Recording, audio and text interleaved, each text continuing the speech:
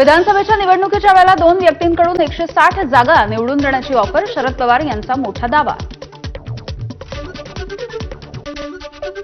Offer दिलेल्या दोघा जणांची गाठ आपण राहुल गांधींसोबत घालून दिली, मात्र आपण यामध्ये पडायला नको असा आपला आणि राहुल गांधी यांचा निर्णय होता, शरद पवार यांचं वक्तव्य। राहुल गांधींच्या आरोपांच्या संदर्भात सखोल चौकशी व्हायला हवी, आम्हाला निवडणूक आयोगानं उत्तर द्यावं।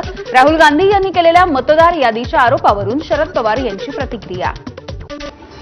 11वी प्रवेशाच्या ओपन टू ऑल या फेरीच्या अंतर्गत प्रवेश घेण्यासाठी सोमवारपर्यंत मुदतवाढ। आता विद्यार्थ्यांना सोमवारी सायंकाळी 5 वाजेपर्यंत उच्च माध्यमिक शाळा आणि कनिष्ठ महाविद्यालयांमध्ये प्रत्यक्ष हजर राहून प्रवेश घेता येईल।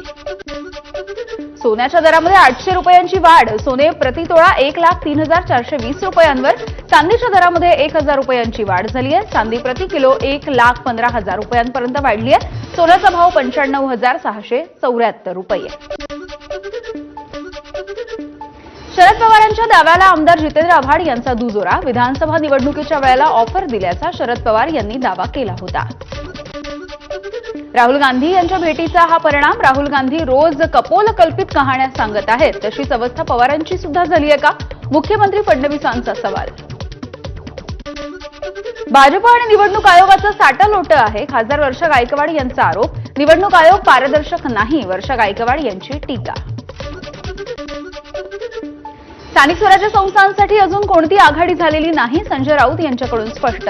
तर मुंबईसाठी ठाकरे बंधू स्वतंत्र भूमिका घेण्यासाठी समर्थ, राऊतांची प्रतिक्रिया। मुंबई वाचवण्यासाठी ठाकरे बंधू एकत्र, संजय राऊत यांचं वक्तव्य। तर राज ठाकरे यांनी परप्रांतीयांच्या विरोधामध्ये भूमिका घेतलेली नाही, राऊत यांनी स्पष्ट केलंय।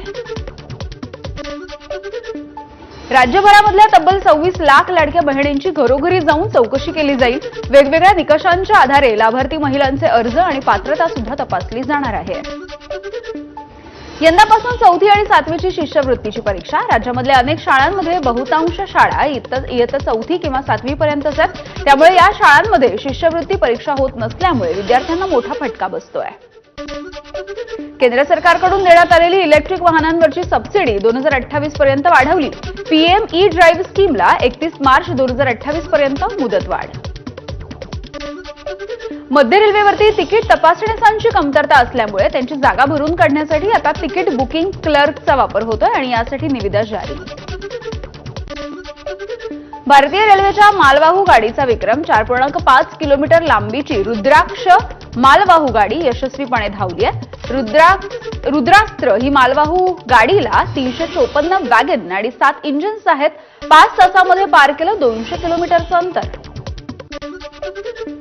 नागपूर पुणे वंदे भारत एक्सप्रेसला पंतप्रधान मोदी उद्या हिरवा झेंडा दाखवतील, तर 14 ऑगस्टपासून ही रेल्वेची सेवा सुरू होणार आहे। या तिकिटांची किंमत 1,500 ते 3,000 रुपये असण्याची शक्यता आहे। नागपूर ते पुणे वंदे भारत एक्सप्रेसला वर्ध्यामध्ये थांबा, माजी खासदार रामदास तडस यांच्या प्रयत्नांना यश, पंतप्रधान मोदी उद्या वंदे भारत एक्सप्रेसला हिरवा झेंडा दाखवतील। 80 वर्षाच्या वृद्धाला सायबर चोरट्यांकडून 9 कोटी रुपयांचा गंडा, 734 आर्थिक व्यवहारांमधून केली फसवणूक, फेसबुकवरती फ्रेंड रिक्वेस्ट पाठवत तरुणीकडून मैत्री करत फसवणूक। मधुमेहींसाठी आता गोड बातमी आहे, कारण आंबा खाल्ला तरी माझा उघडा डोळे बघा नीट, 100% गाईच्या दुधापासून बनलेले शुद्ध सोनेरी आणि दाणेदार गोवर्धन तूप, गर्वाने गोवर्धन।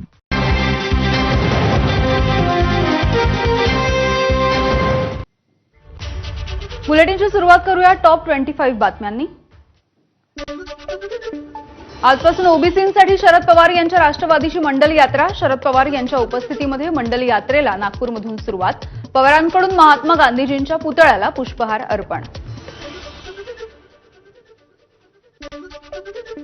बाबा सिद्दीकी यांच्या हत्या प्रकरणामधील संशयित आरोपी सलीम शेख उर्फ सलीम पिस्टल याला नेपाळमधून अटक झाली आहे। सलीम पिस्टल हा भारतामधील सर्वात मोठा हत्यार तस्कर आहे। पुणे ड्रग्ज पार्टीच्या प्रकरणी राज्य महिला आयोगाचं पोलीस महासंचालकांना पत्र, एकनाथ खडसे यांचे जावई प्रांजल खेवलकर प्रकरणाची सखोल चौकशी करून दोषींवरती कारवाई करण्याची मागणी। हा मानवी तस्करीचा प्रकार असल्याचा महिला आयोगाचा आरोप। बीडमध्ये वाल्मिक कराडच्या कार्यकर्त्यांनी दमदाटी केल्याचा व्हिडिओ समोर आलाय, अण्णाच्या विरोधामध्ये पोस्ट करणार नाही, आपली चूक झाली अशा प्रकारे या तरुणाला माफी मागायला लावल्याचा व्हिडिओ समोर आलाय। ठाण्यामधील मुंब्रा शहरामध्ये रिक्षा चालकाला बेदम मारहाण, 4 ते 5 जण मारत असतानाचा व्हिडिओ व्हायरल झालाय.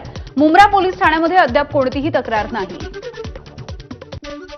पुण्यामध्ये अंधाराचा फायदा घेत वृद्ध महिलेच्या गळ्यामधील सोनसाखळी हिसकावल्याची घटना. आरोपींना पोलिसांनी 48 तासांमध्ये ठोकल्या बेड्या. घटना सीसीटीव्ही कॅमेऱ्यामध्ये कैद झाली आहे. अहिल्यानगरच्या चौंडीमध्ये प्रहारचे नेते बच्चू कडू यांचं आत्महत्याग्रस्त शेतकऱ्यांच्या पत्नींसोबत रक्षाबंधन. यावेळेला उपस्थित महिलांनी पंतप्रधान नरेंद्र मोदी, मुख्यमंत्री फडणवीस, उपमुख्यमंत्री अजित पवार, एकनाथ शिंदे यांचे मुखवटे लावलेल्या व्यक्तींना काळी राखी बांधून सरकारचा निषेध केला आहे.